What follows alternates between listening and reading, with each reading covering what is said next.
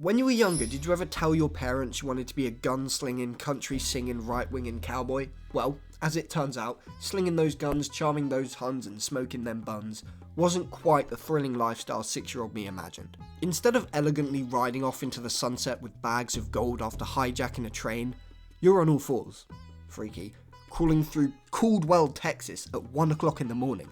It's been a terrible day. You've been down for the past 11 hours after being pumped with a 38 at high noon, and now you're hallucinating. The floor is melting, that cactus just turned into Mike Wazowski, and your bowels are about to give way. And on top of all that, there's a snake in your boot. Now, you might be thinking, no, you're wrong, I've seen Rango, being a cowboy is awesome. And if that's the case, then what?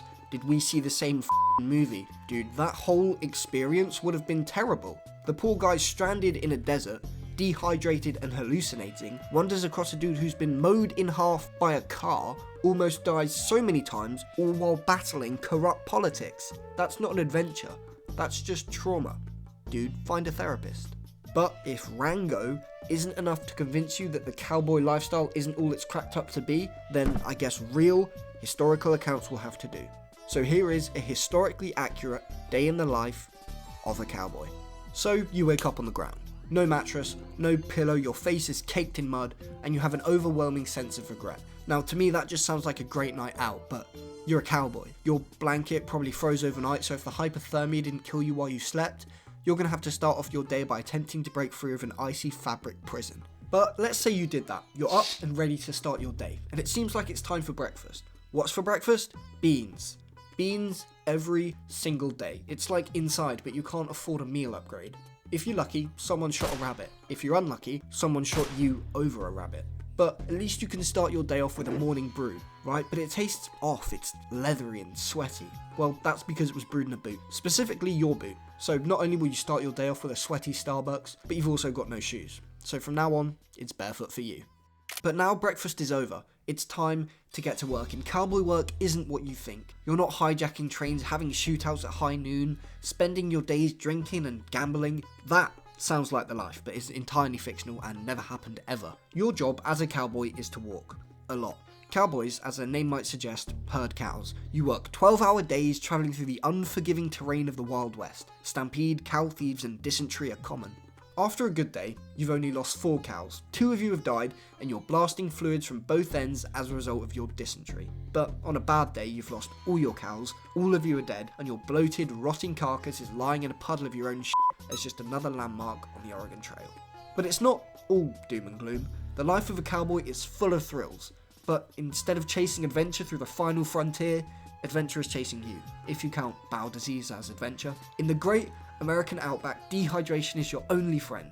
No liquid is safe. Water, whiskey and beer are all swimming with bacteria. Every sip is an intestinal game of Russian roulette. On top of this, everything in the open plains of the Wild West is out to kill you, and there's nothing you can do about it. Scorpion stung you? A pint will fix it. Snake bite? Spit on it. Bitten by a rabid dog? I don't know, mate, you're f***ed. Just throw in the towel at that point, I don't know, have a You've also spent your days inhaling literal metric tons of dust. As most cowboys start by the age of 10, once you hit your early 20s, your lungs will look like you've smoked a pack a day for the last 50 years. But at least you're not dying of dysentery, just choking on the American dream.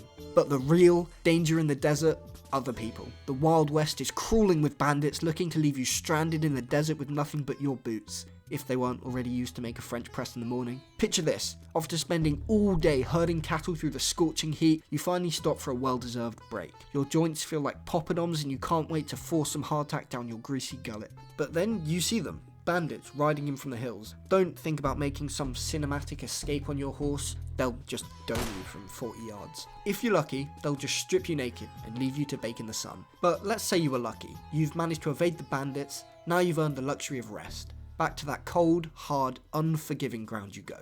Cowboys don't sleep in comfort, they sleep in pain. At least your blanket from the night before isn't frozen anymore, right? Now it's just soaked through.